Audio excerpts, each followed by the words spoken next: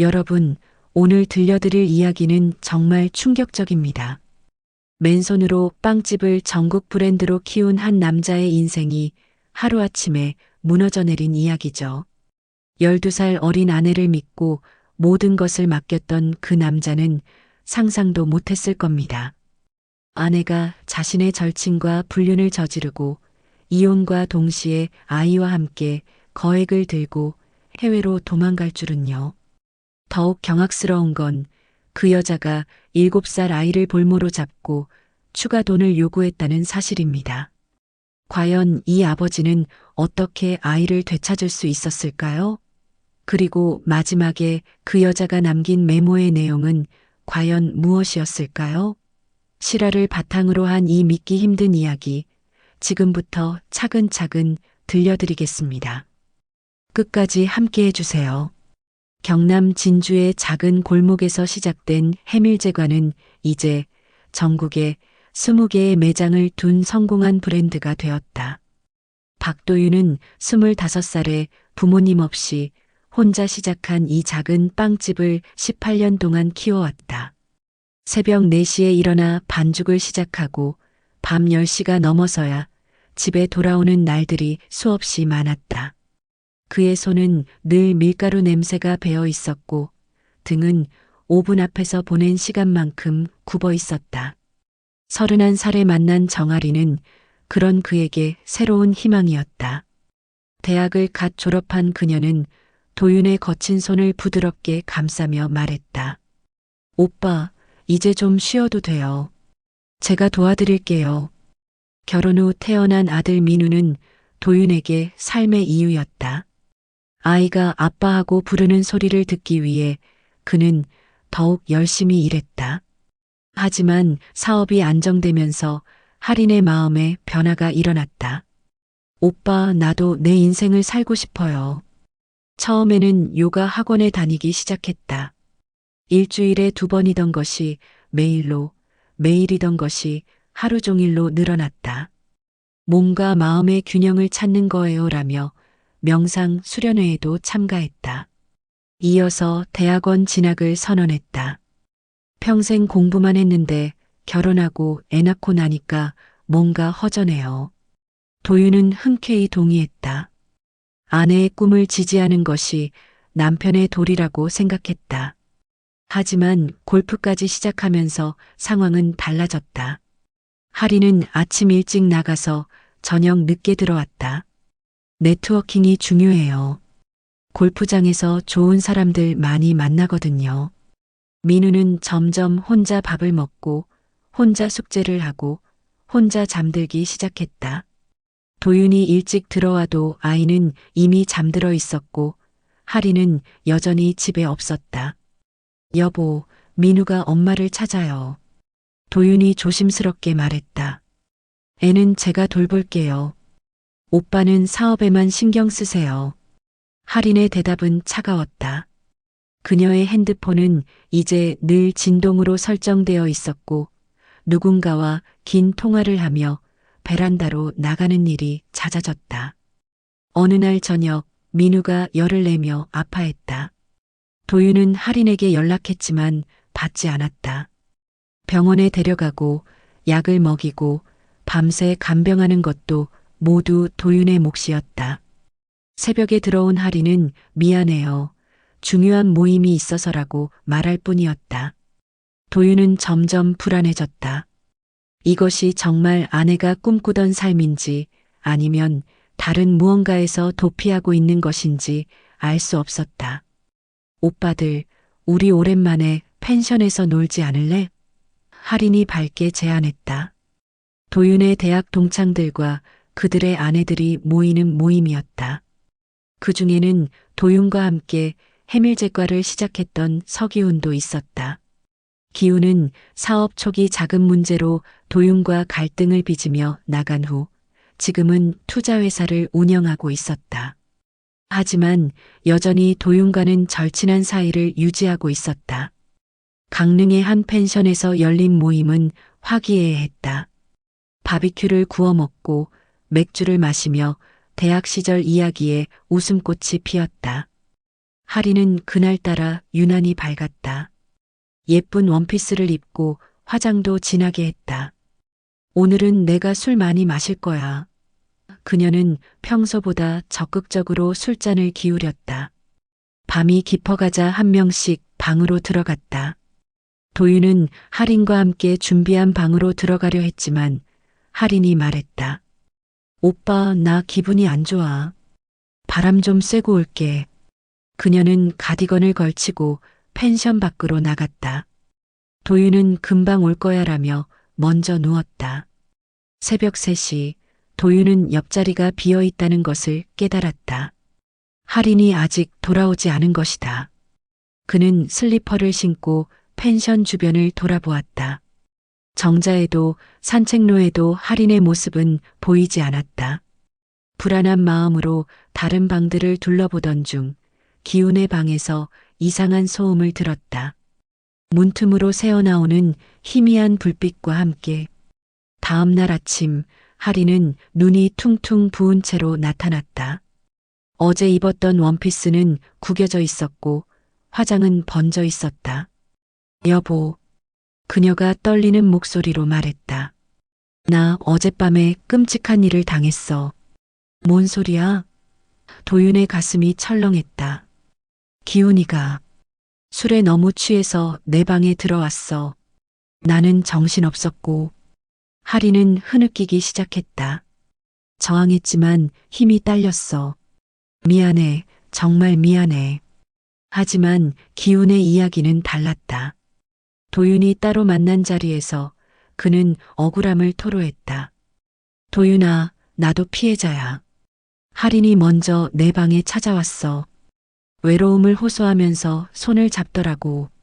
나도 술 취했지만 그 정도로 정신없지는 않았어. 기훈의 눈에는 진심이 담겨 있었다. 그럼 누구 말이 진실이야? 도윤은 혼란스러웠다. 하지만 곧 깨달았다. 어떤 것이 진실인지는 이미 중요하지 않다는 것을. 아내가 다른 남자와 밤을 보냈다는 사실, 그것만으로도 충분했다. 집으로 돌아가는 차 안에서 할인은 계속 변명했다. 여보, 정말 내 잘못이 아니야. 나도 피해자라고. 하지만 도윤의 마음은 이미 굳어져 있었다. 펜션에서 일어난 일이 무엇이든 8년의 결혼 생활에 금이 간 것은 분명했다. 그날 밤 도윤은 잠을 이루지 못했다. 옆에 누운 할인의 숨소리가 낯설게 들렸다. 이혼 협의는 생각보다 빠르게 진행되었다. 할인은 오히려 적극적이었다. 어차피 우리 관계는 끝났잖아. 깔끔하게 정리하자. 그녀는 이미 변호사를 선임한 상태였다. 도윤이 놀란 것은 그녀가 내건 조건이었다. 민우 양육권은 오빠가 가져가. 대신 위자료랑 재산 분할 합쳐서 10억 원 줘. 할인의 목소리에는 주저함이 없었다. 마치 오랫동안 계획해온 일처럼. 10억이라고? 그게 말이 돼? 도윤은 경악했다. 해밀제과의 기업 가치를 생각하면 불가능한 금액은 아니었지만 현금으로 준비하기에는 너무 큰 돈이었다. 내가 8년 동안 뭘 했는데? 애 낳고 키우고 집안일하고 오빠 사업 도와주고. 그런데 이제 와서 빈손으로 나가라고? 할인의 목소리가 높아졌다. 나도 내 인생을 새로 시작해야 한다고. 변호사는 도윤에게 조언했다. 재산분할 기준으로 보면 과도한 요구는 아닙니다. 다만 양육권을 포기하는 대신 받는 돈으로 보이는데 법적으로 문제될 수 있어요. 하지만 도윤에게는 다른 선택이 없었다. 민우와 함께 살기 위해서라면 무엇이든 할 준비가 되어 있었다. 좋아. 하지만 조건이 있어. 민우를 절대 만나려 하지 마. 아이에게 혼란을 주고 싶지 않아. 도윤의 목소리는 차가웠다. 그건 너무하잖아. 민우는 내 아들이기도 해. 할인이 반발했다. 아들을 돈으로 파는 엄마에게 무슨 면회권이 있어? 도윤의 말에 할인은 할 말을 잃었다. 결국 조건부 합의가 이루어졌다. 하리는 민우에 대한 모든 권리를 포기하고 도윤은 10억 원을 지급하기로 했다. 돈은 매장 몇 개를 매각하고 은행 대출을 받아서 마련했다. 18년 동안 쌓아온 것들이 하나둘 사라져갔지만 아들을 지킬 수 있다면 아무것도 아까우지 않았다. 이혼 조정이 끝난 그날 하리는 마지막으로 민우를 보겠다고 했다. 마지막 인사 정도는 할 수 있잖아. 도윤은 차마 거절할 수 없었다. 민우에게는 여전히 엄마였으니까. 민우야, 엄마가 좀 멀리 가야 해. 아빠랑 잘 지내야 해, 알겠지? 하린이 아이를 끌어안으며 말했다. 민우는 무슨 일인지 몰라 하며 엄마 품에 안겼다. 언제 다시 와요? 아이가 순진하게 물었다. 금방 올게. 하린의 눈에 눈물이 고였다. 하지만 도윤은 그 눈물이 진짜인지 의심스러웠다. 돈을 받기 위한 연기는 아닐까? 그런데 이틀 후 예상치 못한 일이 벌어졌다. 도윤이 늦은 저녁에 집에 돌아왔을 때 민우가 보이지 않았다. 아이돌봄 교사는 오후에 할인이 데려갔다고 했다. 잠깐만 데리고 나갔다고 하시더라고요. 이혼한 사이라고 하셔서 확인해 봤는데 친권이 아직 정리 안 됐다고. 교사는 당황해했다. 도윤은 급히 할인에게 연락했지만 전화는 꺼져 있었다. 집으로 가봤지만 이미 비어 있었다. 이웃들은 큰 캐리어를 끌고 나가는 것을 봤다고 했다. 10억 원을 받은 할인이 아이와 함께 사라진 것이다. 도윤은 사설탐 정사무소를 찾았다. 경력 20년의 베테랑 탐정 김상철은 할인의 행적을 추적하기 시작했다. 요즘엔 다 흔적이 남아요. 신용카드, 휴대폰, CCTV. 찾을 수 있을 겁니다. 첫 번째 단서는 할인의 신용카드 사용 내역이었다. 인천공항 면세점, 그리고 마카오행 항공료. 마카오로 갔네요. 아이와 함께. 김 탐정의 목소리에 걱정이 섞여 있었다. 마카오는 도박의 도시잖아요. 도윤은 직감적으로 알았다. 할인이 그 10억 원을 도박에 쓰고 있다는 것을. 그녀가 최근 몇 달 동안 자주 언급했던 투자 이야기들, 큰돈 벌 기회 같은 말들이 떠올랐다. 아마도 누군가에게 현혹되어 있었던 것 같았다. 마카오 현지에 지인이 있나요? 김 탐정이 물었다. 도윤은 머리를 저었다. 할인의 교우 관계도 사실 잘 몰랐다. 결혼 후 새로 생긴 친구들이 대부분이었고 도윤은 그들과 깊은 관계를 맺지 않았다. 김 탐정은 마카오 현지 조사업체와 연락했다. 일주일 후 충격적인 소식이 들려왔다. 할인 씨가 카지노에서 목격됐습니다. 아이는 호텔 키즈카페에 맡겨두고. 도윤의 손이 떨렸다. 7살 아이를 홀로 두고 도박을 하고 있다는 뜻이었다. 더 나쁜 소식도 있습니다. 김 탐정의 목소리가 무거웠다. 카지노 관계자 말로는 벌써 상당한 손실을 봤다고 하더군요. 처음엔 크게 땄는데 욕심을 부리다가. 도윤은 마카오 한국인 교민회에 연락했다. 상황을 설명하고 도움을 요청했다. 교민회 회장 박성국은 흔쾌히 도와주겠다고 했다. 아이가 위험에 처한 상황이라면 당연히 도와야죠. 사진 보내주시면 찾아보겠습니다. 며칠 후 박 회장으로부터 연락이 왔다. 찾았습니다. 그런데 상황이 좀 복잡해요. 그는 사진을 보냈다. 민우가 낯선 중년 남자의 품에 안겨 있고 할인은 그 옆에서 웃고 있었다. 저 남자는 현지 사업가인데 좀 수상한 사람이에요. 사채업도 하고. 할인 씨가 그에게 돈을 빌렸을 가능성이 높습니다. 박 회장의 말에 도윤은 최악의 상황을 떠올렸다. 아이가 담보로 잡혀 있는 건 아닐까? 도윤은 더 이상 기다릴 수 없었다. 그는 직접 마카오로 가기로 결심했다. 항공료를 예약하고 여권을 챙기면서 그의 마음은 오로지 민우를 되찾는 것 하나뿐이었다. 저희가 현지에서 최대한 도와드릴게요. 하지만 조심하세요. 돈 문제가 얽혀 있으면 위험할 수 있어요. 김탐정의 경고를 뒤로하고 도윤은 인천공항을 향했다. 비행기 안에서 그는 민우와 찍었던 사진들을 들여다봤다. 아빠를 향해 환하게 웃는 아들의 모습. 지금 그 아이는 어떤 기분일까?